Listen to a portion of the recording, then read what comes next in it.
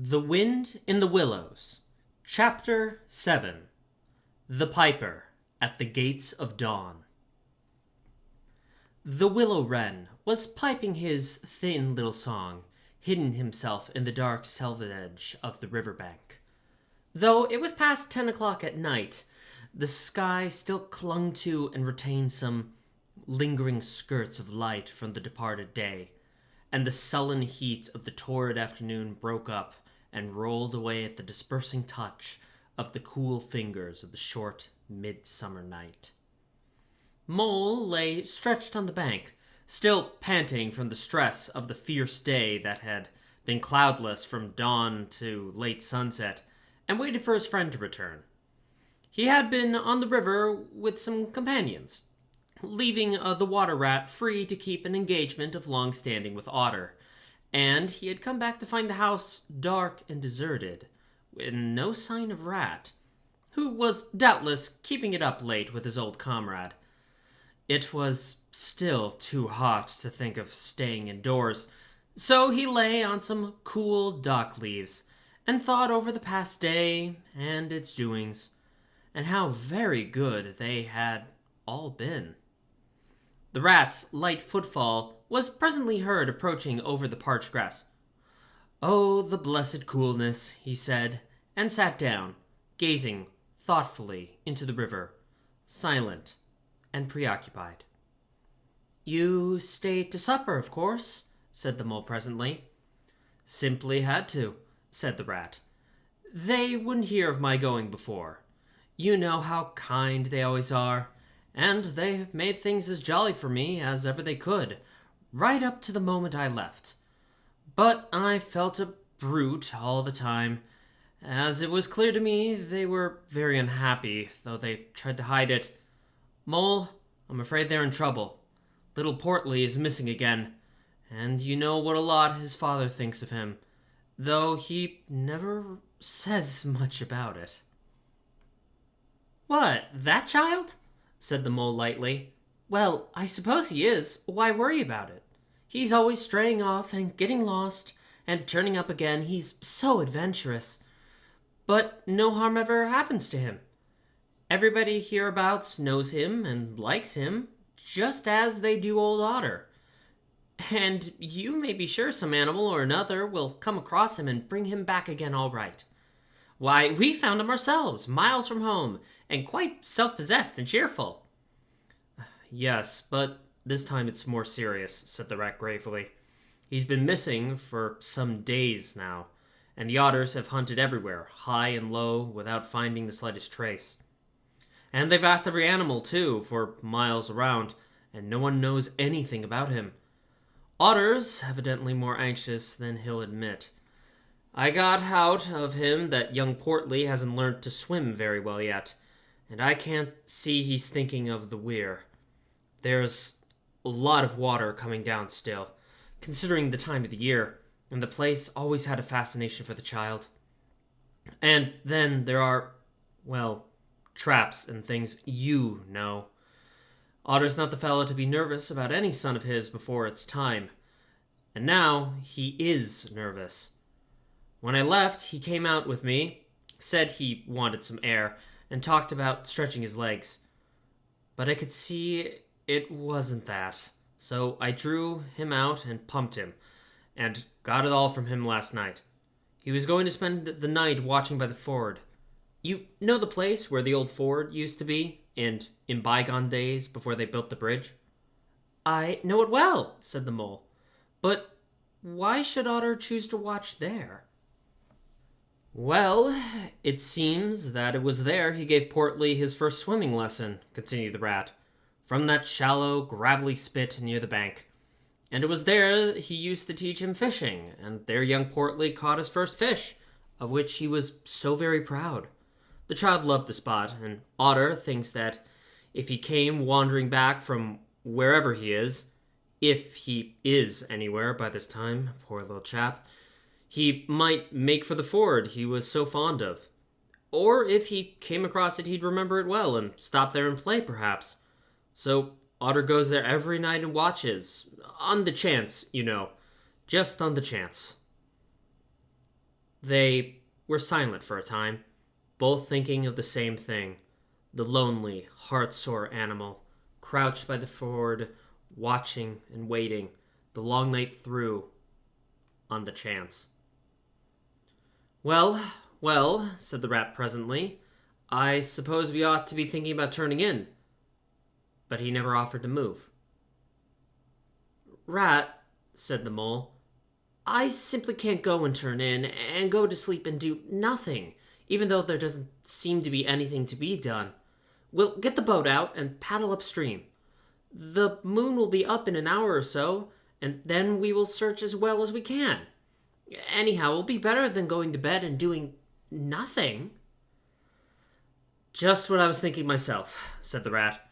"It's not the sort of night for bed, anyhow. Daybreak is not so very far off. And then we may pick up some news of him from the early risers as we go along." They got the boat out, and the rat took the sculls, paddling with caution. Out in midstream there was a clear, narrow track that faintly reflected the sky.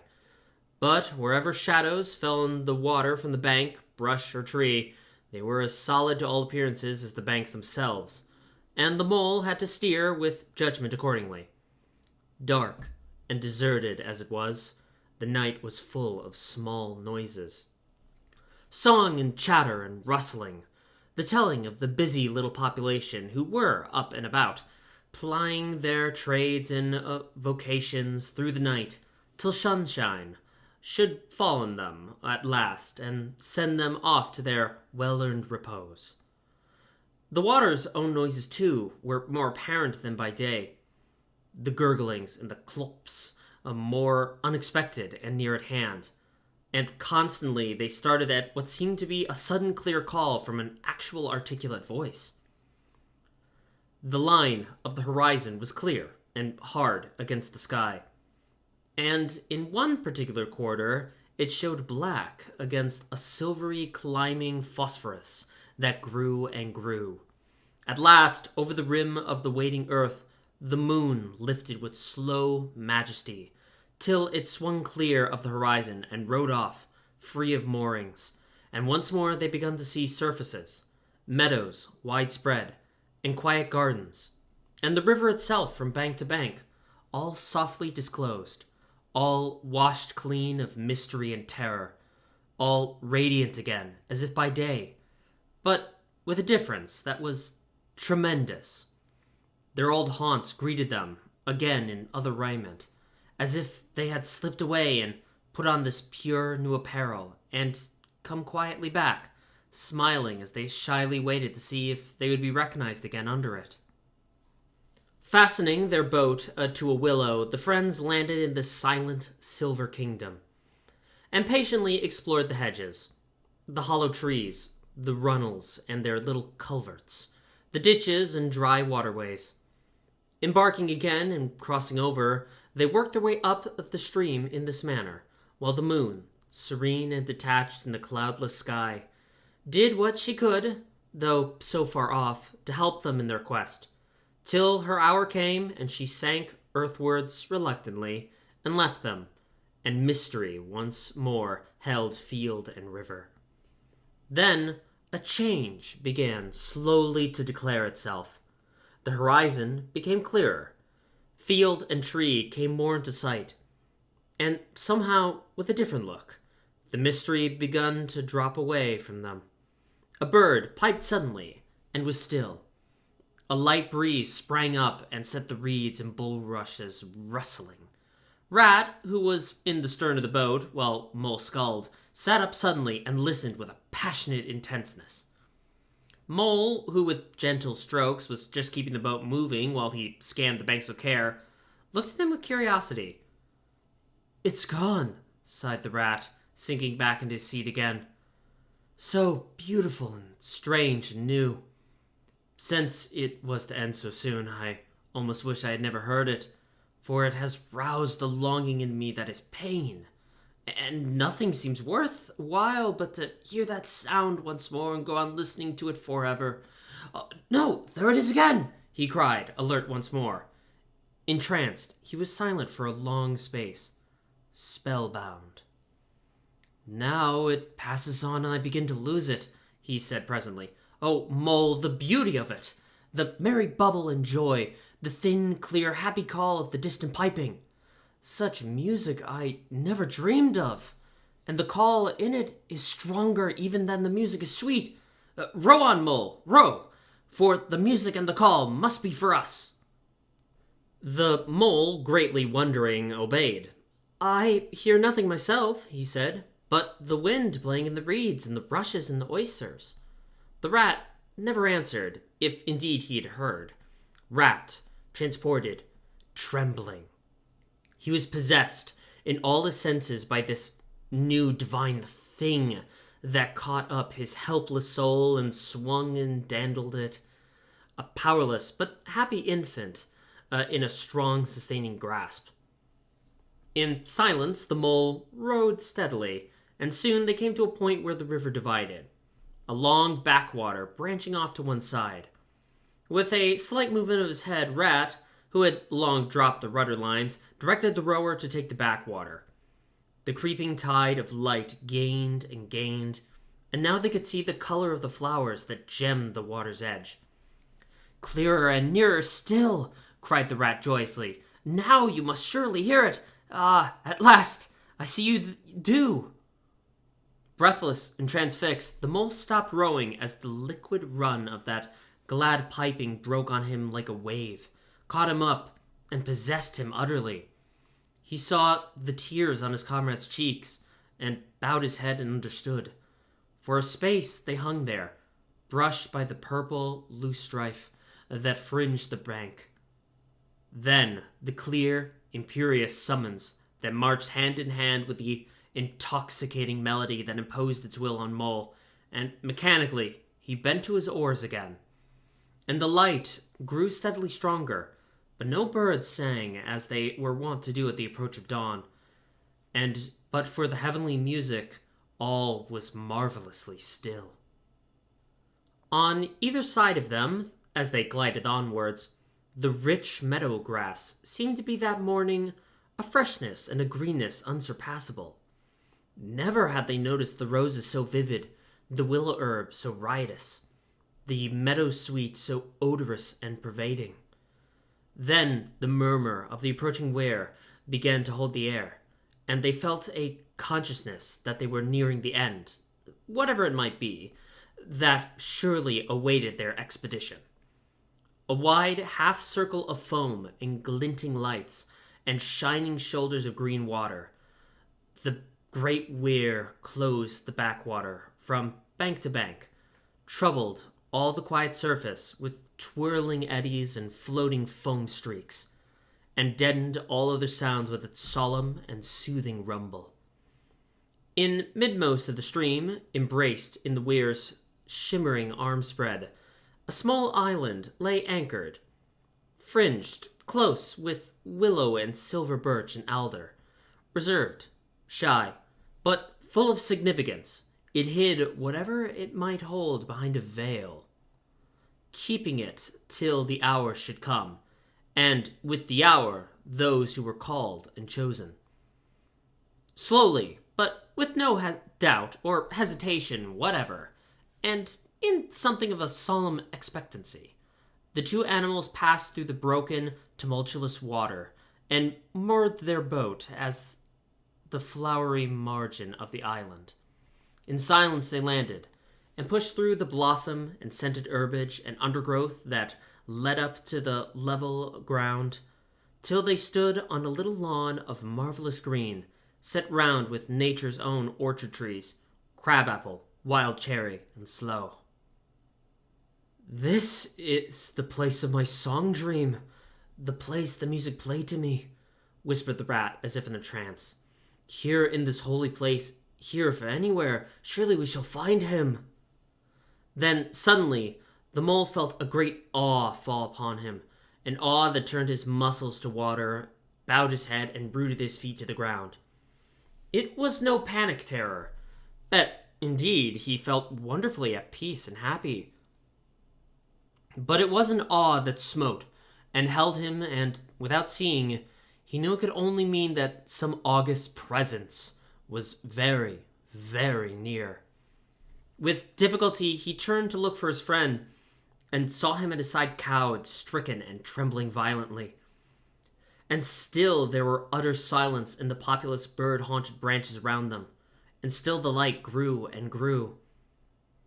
Perhaps he would never have dared to raise his eyes, but that, though the piping was now hushed, the call and the summons seemed still dominant and imperious.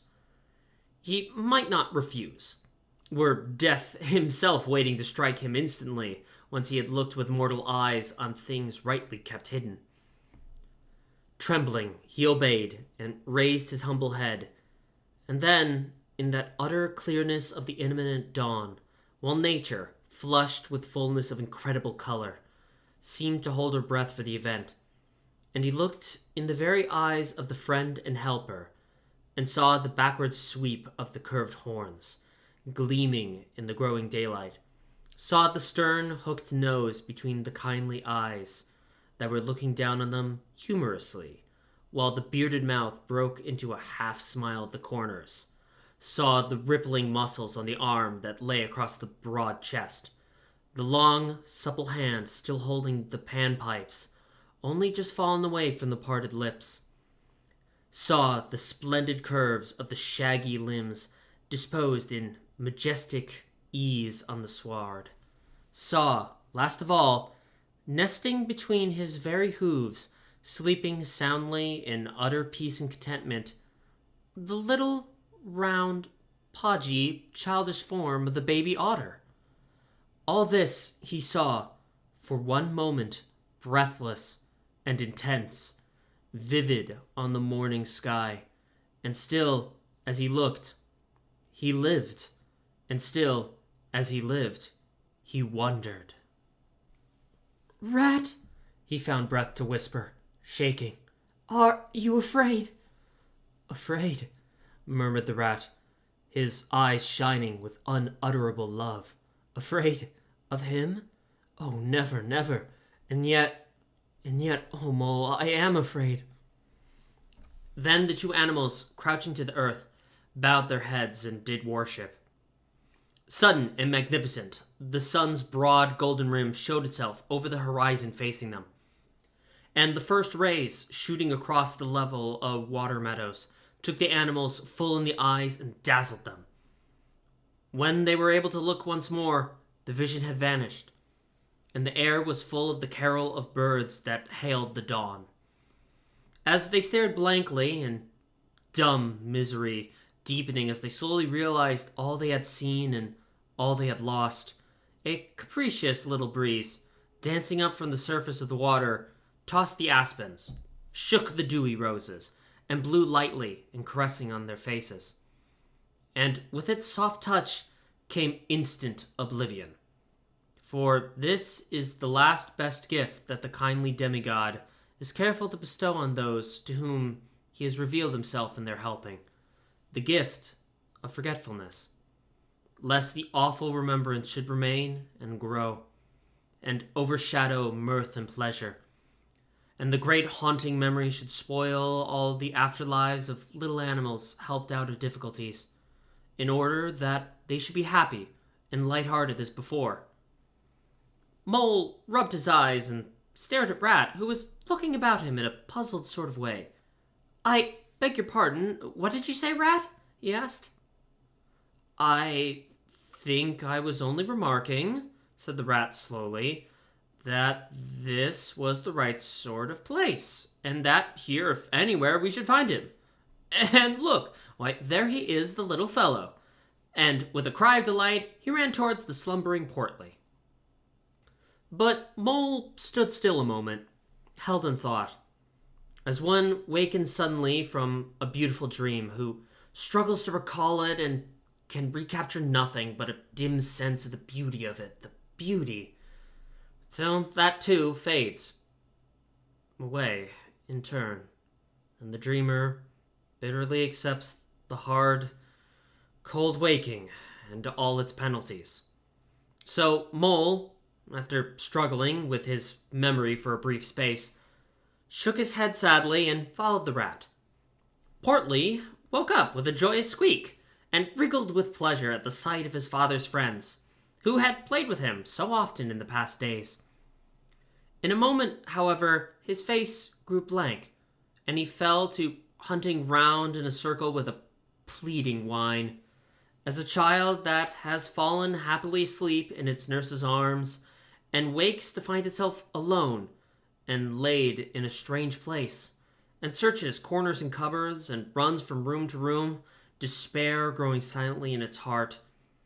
Even so, Portly searched the island, and searched, dogged and unwearying, till at last the black moment came for giving it up, and sitting down and crying bitterly. The mole ran quickly to comfort the little animal, but Rat, lingering, looked long and doubtfully at certain hoof marks deep in the sward. "Some great animal has been here," he murmured slowly and thoughtfully, and stood musing, his mind strangely stirred. "Come along, Rat!" cried the mole. "Think of poor Otter waiting up there by the ford." Portly had soon been comforted by the promise of a treat, a jaunt on the river in Mr. Rat's real boat, and the two animals conducted him to the water's side, placed him securely between them at the bottom of the boat, and paddled off down the backwater. The sun was fully up by now and hot on them. Birds sang lustfully and without restraint, and flowers smiled and nodded from either bank, but somehow, so thought the animals, with less of the richness and the blaze of color that they seemed to remember seeing quite recently somewhere. They wondered where. The main river reached again, they turned the boat's head upstream towards the point where they knew their friend was keeping his lonely vigil. As they drew near the familiar ford, the mole took the boat in to the bank, and they lifted Portly out and set him on his legs on the towpath, gave him his marching orders and a friendly farewell pat on the back, and shoved out to midstream. They watched the little animal as he waddled along the path contentedly and with importance, watched him till they saw his muzzle suddenly lift and his waddle break into a clumsy amble as he quickened his pace with shrill whines and wriggles of recognition. Looking up the river, they could see the otter start up, tense and rigid, from out of the shallows where he crouched in dumb patience, and could hear his amazed and joyous bark as he bounded up through the oysters onto the path. Then the mole, with a strong pull on one oar, swung the boat round and let the full stream bear them down again, whether it could. Their quest, now happily ended. "I feel strangely tired, Rat," said the mole, leaning wearily over his oars as the boat drifted. "It's being up all night, you'll say. Perhaps that's nothing.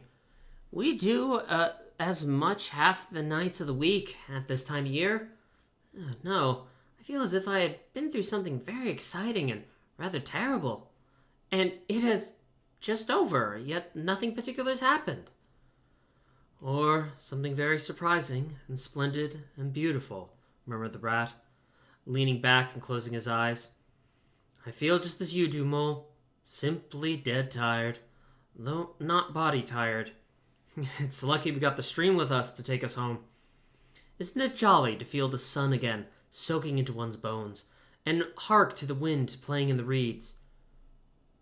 It's like music, far away music," said the mole, nodding drowsily. "So I was thinking," murmured the rat, dreamful and languid. "Dance music, the lilting sort that runs on without a stop, but with words in it too. It passes into words and out of them again. I catch them at intervals, then it is dance music once more. Then nothing but the reeds' soft, thin whispering." "You hear better than I," said the mole sadly.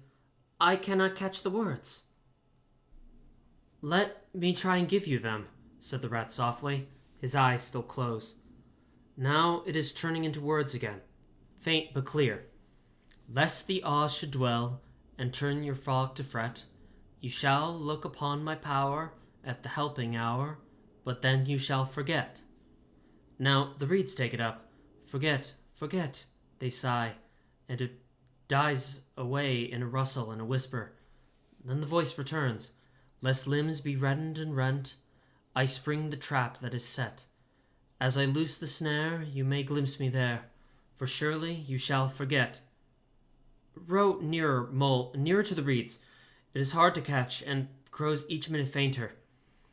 Helper and healer I cheer, small waifs in the woodland wet. Strays I find in it, wounds I bind in it, bidding them all forget. Nearer, Mole, nearer. No, it's no good. The song has died away into reed talk. But what do the words mean? Asked the wondering Mole. That I do not know, said the Rat simply. I passed them on to you as they reached me. Ah, now they return again, this time full and clear. This time, at last, it is the real, the unmistakable thing, simple, passionate, perfect. Well, let's have it then, said the Mole, after he had waited patiently for a few minutes, half dozing in the hot sun. But no answer came. He looked and understood the silence, with a smile of much happiness on his face, and something of a listening look still lingering there. The weary Rat was fast asleep.